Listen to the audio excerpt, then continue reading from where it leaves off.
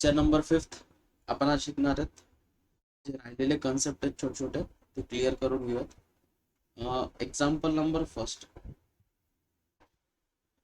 Question number first. Write the write the negation write the negation of the following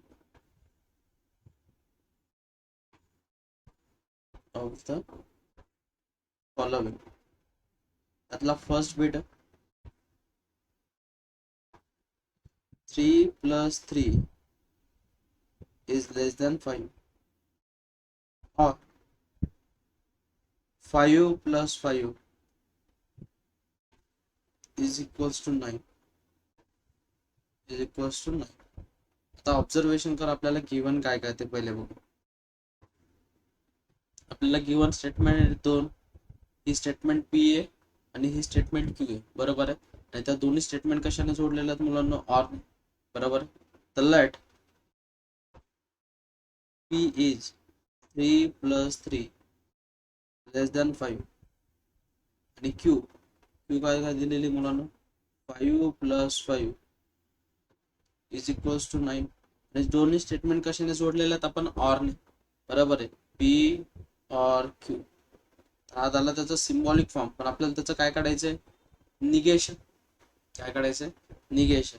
मग negation of p और q. काय होईल negation of p और q? Negation of p and negation of q. बरोबर आहे. मग negation of p. तर negation of p काय होईल मुलांना? इक्वॅलिटी जी रिव्हर्स होऊन जाईल. म्हणजे काय होईल सांगा?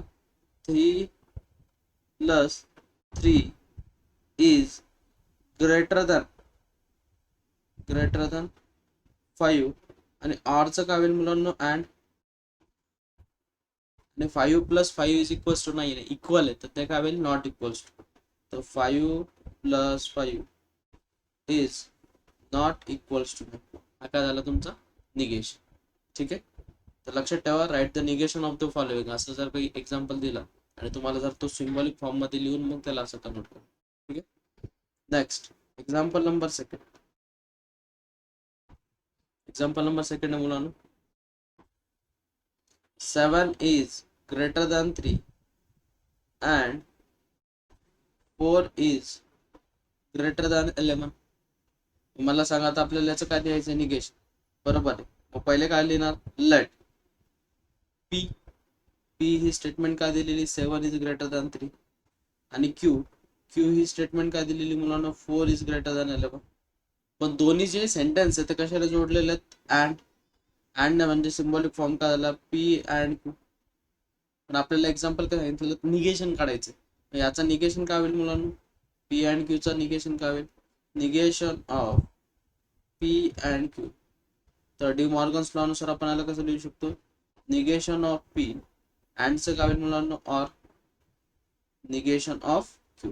त्याला लिहा negation of P and negation of Q. तर निगेशन ऑफ पी काय होईल?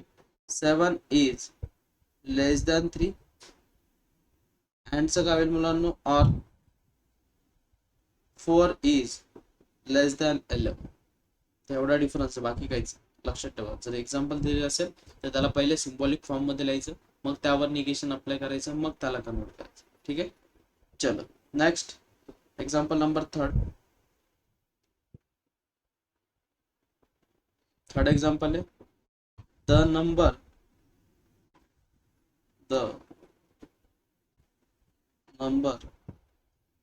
is neither odd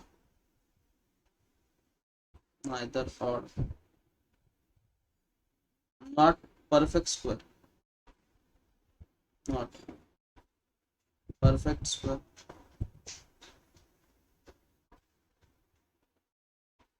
मला सांगायला पहिले सिम्बॉलिक फॉर्म मध्ये कसं दिलं, पण काय दिलेलं ते नीट कर. The number is odd. नाहीतर आपल्याला घ्यायचं नाही. बरोबर आहे. लेट आपल्याला गिवन सेंटेन्स काय? पी काय गिवन आहे आपल्याला? द नंबर इज ऑड किंवा नाहीतर घेतलं तरी चालेल ना, काही फरक पडत नाही, पण स्टँडर्ड फॉर्मॅट मध्ये कसं लिहायचं ते सांग. आणि Q the number is perfect square. Perfect square. मला सांगा आता आपल्याला सिम्बॉलिक फॉर्म काय दिलेला आहे. आता सिम्बॉलिक फॉर्म काय दिलेला नीट बघ. आपल्याला सांगतात ते द नंबर इज नाहीतर ऑड नॉट परफेक्ट स्क्वेअर. तर मला सांगा सिम्बॉल कसे होतील. निगेशन ऑफ पी, कारण की ऑब्झर्व करा इथे नाहीतर आहे, इथे काय नाहीतर आहे आणि इथे काय पाहिजे and. And negation of P and not perfect square. Not म्हटल्यावर काय मुलांना निगेशन ऑफ हा दिलेला तुम्हाला symbolic form.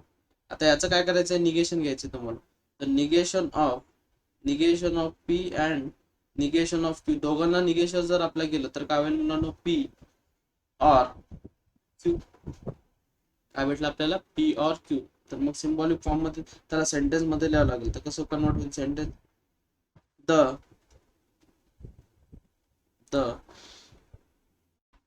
Number is odd or perfect square or perfect square. तर हे झालं. तुम्हाला जर ऑर अँड मध्ये सिम्बॉलिक फॉर्म मध्ये दिलेलं कन्वर्ट करायचं आणि मग त्याच्यावर निगेशन अप्लाय करायचं, लक्षात ठेवा. नेक्स्ट एक्झाम्पल द पुढचं एक्झाम्पल महत्वाचं. Example number 4. The number is an even number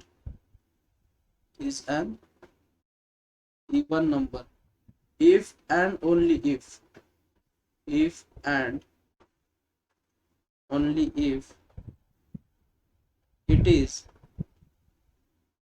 divisible by 2.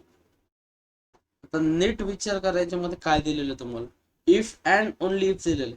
काय दिलेलं, इफ अँड ओनली इफ, आणि ते म्हणतात डिव्हिजिबल बाय 2. त्याला कसं कन्वर्ट करणार नीट समजून घ्या पाहिजे. लेट पी काय झाला, the number is an even number is an even number. Q दिलेला आहे. द नंबर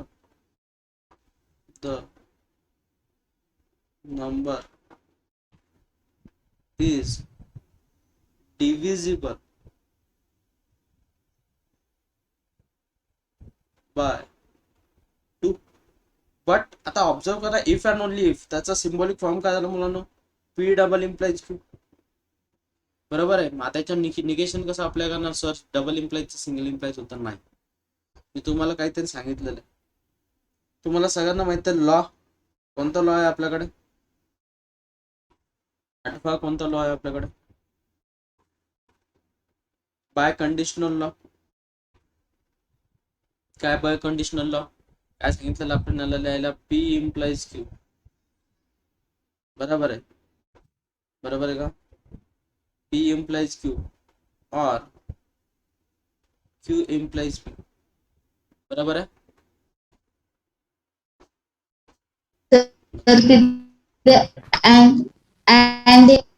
अँड पाहिजे, व्हेरी गुड. तेच म्हटलं तुमचं लक्ष नाही येऊ शिकवण्याकडे. नेक्स्ट पी इम्प्लाइज क्यू ला काय सांगितलेलं मुलांना, याचा negation of P or Q and negation of Q or P. हा झाला त्याचा सिम्बॉलिक फॉर्म. हा काय झाला त्याचा सिम्बॉलिक फॉर्म. त्याच्यानंतर काय करणार तुम्ही, याच्यानंतर आता आपल्याला करावं लागेल, काय करणार त्याच्यानंतर, याचा निगेशन काढायचा. पी डबल इम्प्लाइज क्यू चा आपल्याला निगेशन काढायचं. निगेशन म्हणजे कुठे अप्लाय करावं लागेल, इकडे negation of P or Q and चं होईल ऑर अँडचं काय होईल मुलांना, पहिले अँडच राहू द्या. Negation of Q or P, त्याला निगेशन अप्लाय करा, काय होईल negation of P or Q, अँडचं होईल or negation of Q or P. वेगळं वेगळं निगेशन अप्लाय करा, काय होईल निगेशन गेट कॅन्सल, तर ते होईल पी, ऑरचं होईल and negation of Q, negation apply केलं तर Q and negation of P. त्याला सिम्बॉलिक फॉर्म मध्ये कसं लिहिणार, तर सिम्बॉलिक फॉर्म मध्ये लिहिले आपल्याला स्टेटमेंट मध्ये लिहायचं, तर कसं लिहिणार, a number is even but not divisible by 2. Very good, but not divisible by 2.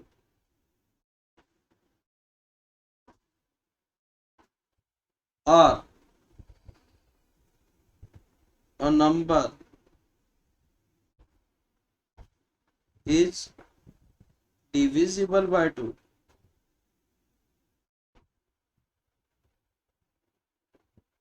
Divisible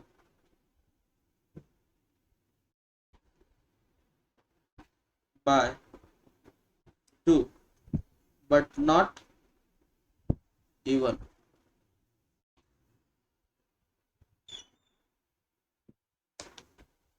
next example है, एग्जाम्पल नंबर सेकंड. एग्जाम्पल असा आहे, rewrite the following statements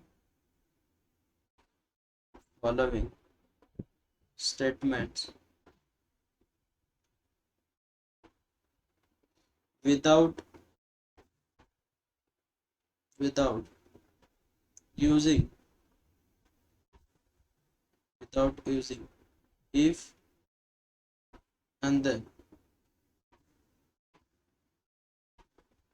त्यातला फर्स्ट बिट आहे, if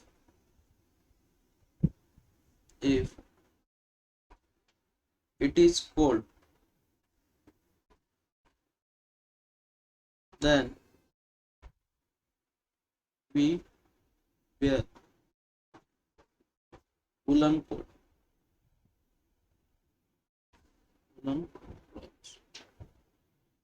तर मला सांगा, जो आपल्याला स्टेटमेंट दिलेला आहे तो कोणत्या फॉर्मॅट मध्ये दिलेला आहे, इफ अँड देन, बरोबर आहे. पण त्यांनी काय सांगितलेलं, इफ अँड देनच्या फॉर्मॅट मध्ये लिहायचंच नाही.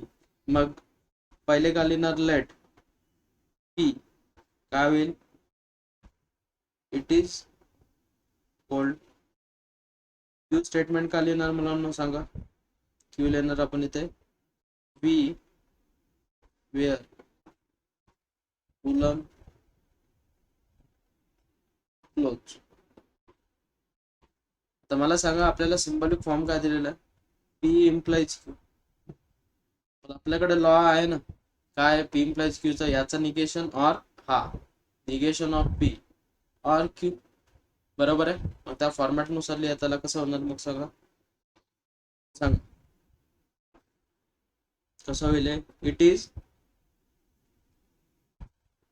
Not cold or we wear woolen clothes.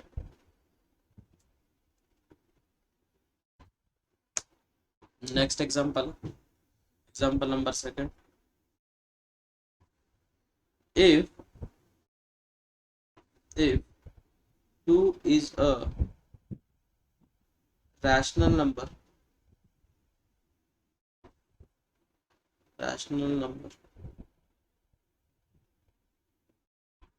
then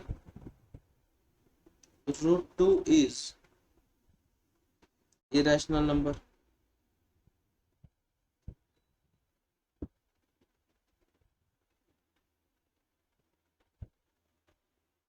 त्याला सिम्बॉलिक फॉर्म मध्ये कसं लिहिणार, पहिले इफ देनच्या फॉर्म मध्ये. तर पी स्टेटमेंट काय गिवन आपल्याला, P late 2 is a rational number 2 is rational number. Next q काय होईल मुलांनो, √2 is irrational number.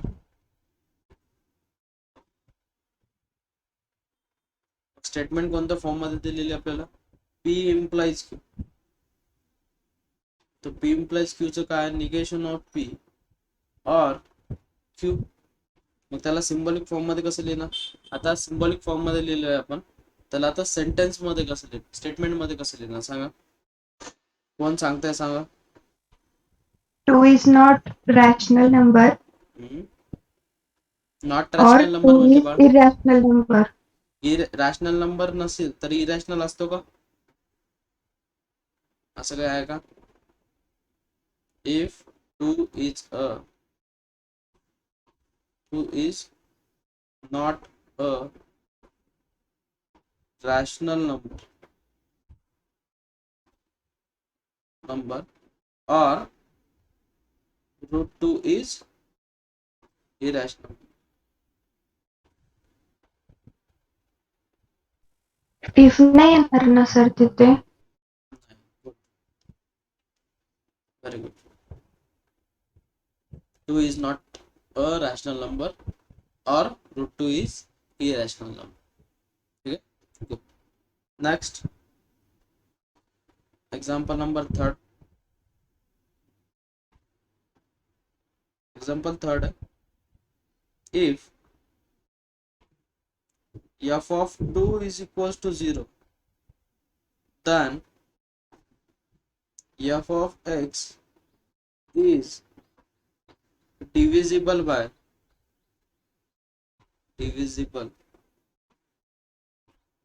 by x minus 2. मग स्टेटमेंट काय दिलेली आपल्याला, इफ आणि त्यांच्या फॉर्मॅट मध्ये दिलेली, बरोबर आहे. मग let p is equals to, p ही स्टेटमेंट काय दिलेली आपल्याला, f of 2 is equals to 0. q statement दिलेली, f of x is divisible by x minus 2. मग काय होईल मुलांना सांगा, इफ आणि त्यांच्या फॉर्मॅट मध्ये p implies q. तर p implies q ला आपण काय लिहू शकतो, निगेशन ऑफ p और q. मग काय होईल सांगा, f of 2 is not equals to 0 or f of x is divisible by x minus 2.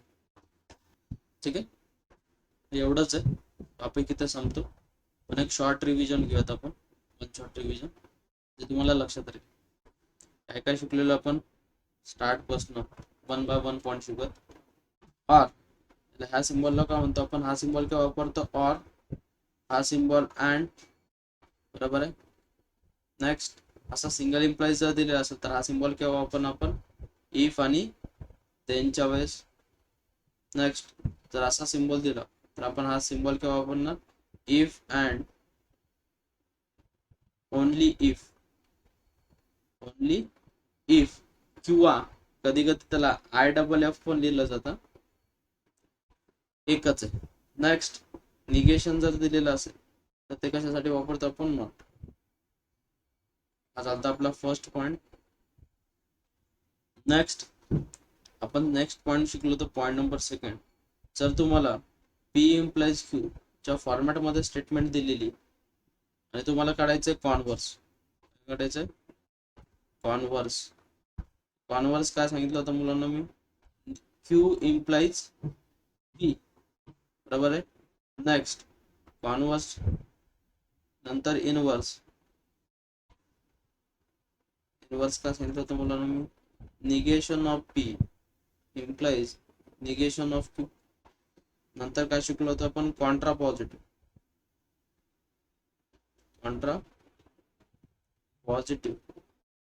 काय होतं, Contra positive negation of Q implies negation of P.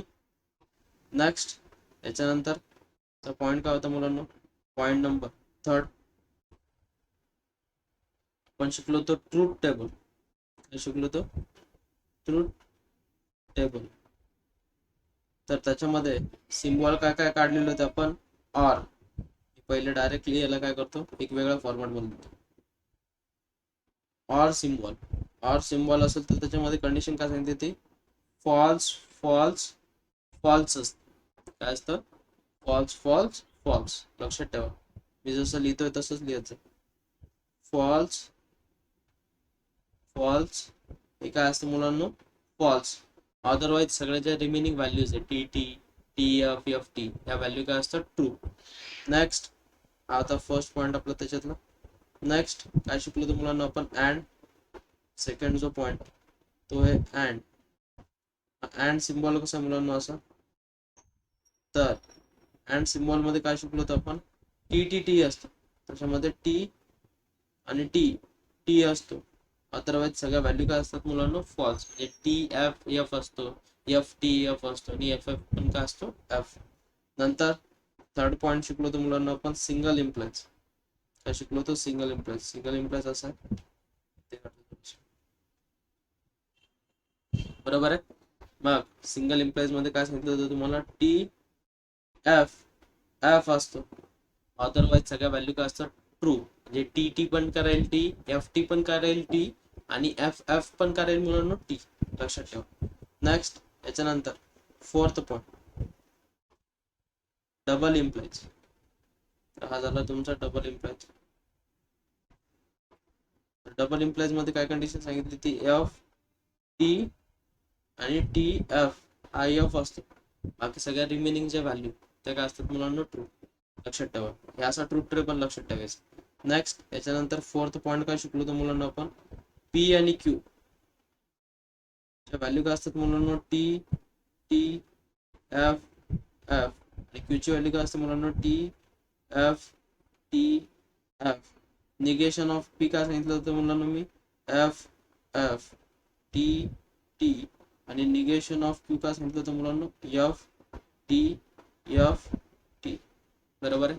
Next याच्यानंतर पॉईंट शिकलो तर आपण, याच्यामधलाच next point suppose first point आहे, यातला second point. जर तुम्हाला आर जर टर्म दिली पी क्यू आर, तर अशा वेळेस काय सांगितलं होतं, 4 वेळेस टी 4 टाइम्स आणि 4 वेळेस एफ. नंतर 2 वेळेस टी 2 वेळेस एफ 2 वेळेस टी 2 वेळेस एफ आणि याच्यामध्ये 1 वेळेस टी 1 वेळेस एफ.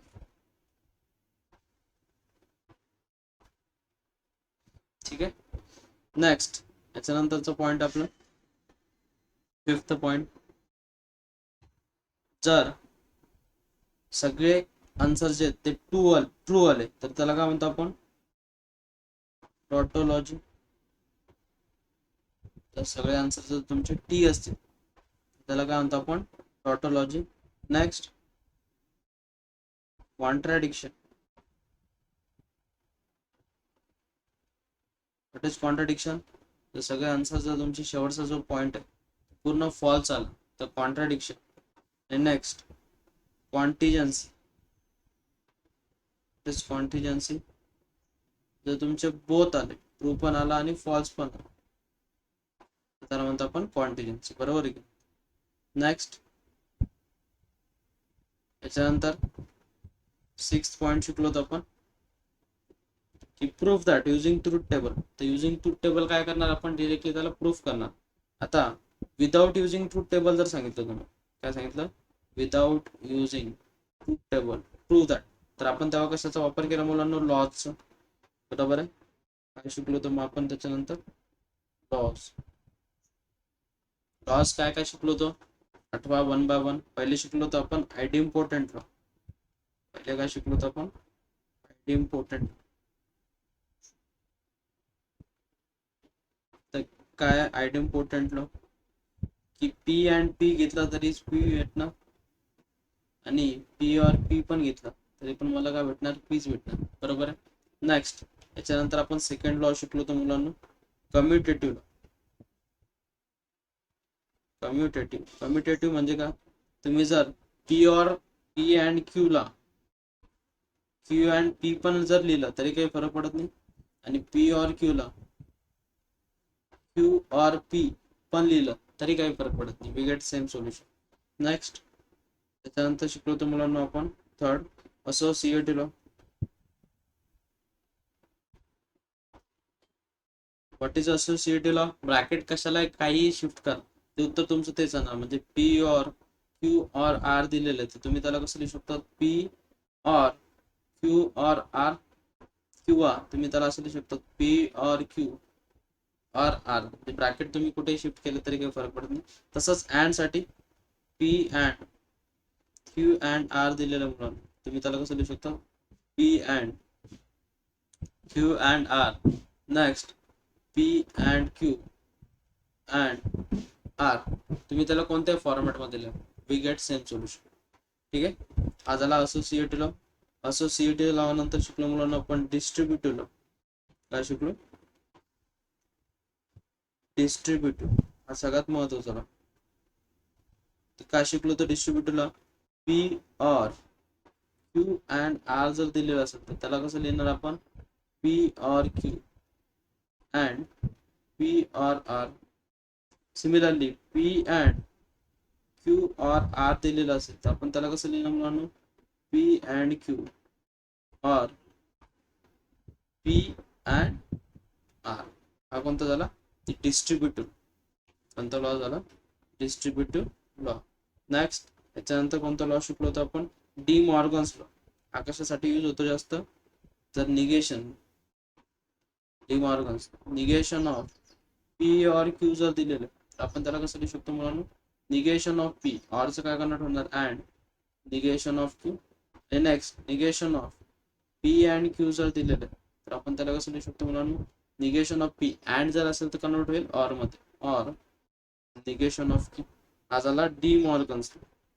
नेक्स्ट याच्यानंतर डी मॉर्गन्स नंतर आयडेंटिटी लॉ.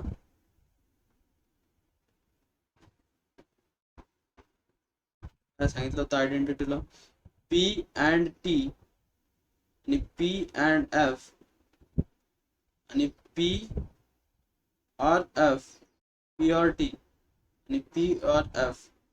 तर पी अँड टी काय होतं मुलांना, पीच अँड मध्ये जर असेल टी तर पी, आणि अँड मध्ये जर एफ असेल तर तुम्हाला एफच भेटणार, आणि ऑर मध्ये जर टी असेल, तर तुम्हाला टीच भेटणार, ऑर मध्ये जर एफ असेल तर तुम्हाला काय भेटणार मुलांना, पी. लक्षात ठेवा, त्याला एक स्ट्रॅटेजी आहे. कशी लक्षात ठेवणार, की बघा अँड मध्ये टी सोबत जर येणार तो उत्तर काय येणार, आपला टी सोबत जर घेतलं आपण तर टीच भेटतो. टी म्हणते म्हणजेच काय, ओरिजिनल वाला. लक्षात ठेवा. आणि आर मध्ये एफच भेटतो, जो ओरिजिनल वाला. लक्षात ठेवा. ठीक आहे, ही स्ट्रॅटेजी लक्षात ठेवण्याची. असं लक्षात ठेवा आयडेंटिटी, ते लवकर लक्षात राहील. नेक्स्ट याच्यानंतर नेक्स्ट लॉ आहे लॉ नंबर 7, कॉम्प्लिमेंट.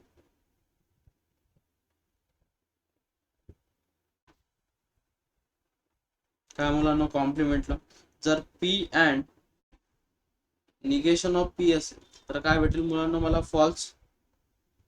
आणि P or negation of P असेल तर लॉजिकल आहे, आपल्याला काय भेटणार, टी.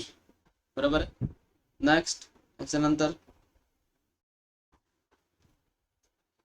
8 आहे. त्याच्यानंतर ऍब्झॉर्प्शन लॉ.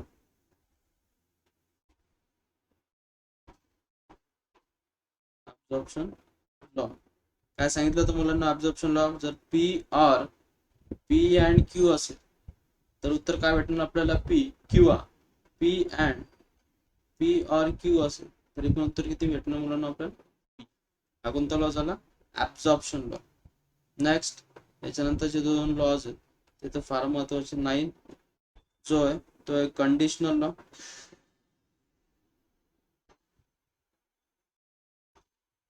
कंडिशनल लॉ तर काय, conditional law P implies Q, तर आपण लिहू शकतो negation of P or Q. आणि 10th जो आहे तो आहे biconditional law. Biconditional law काय सांगितलं? Biconditional law P double implies Q. या कसं लिहू शकतो आपण? पी इम्प्लाइज क्यू और क्यू इम्प्लाइज पी. आणि पी इम्प्लाइज क्यू ला आत्ताच कसं लिहू शकतो माहिती आहे? निगेशन ऑफ पी और क्यू. सिमिलरली आपण याला कसं लिहू शकतो? निगेशन ऑफ क्यू और. लक्षात ठेवा. नेक्स्ट हे झाले लॉज. लॉज कसे अप्लाय करायचे हे पण शिकलो आपण. त्याच्यानंतर आलं होतं आपला नेक्स्ट पॉइंट सर्किट डायग्राम. काय? Circuit diagram. किती पॉइंट 7.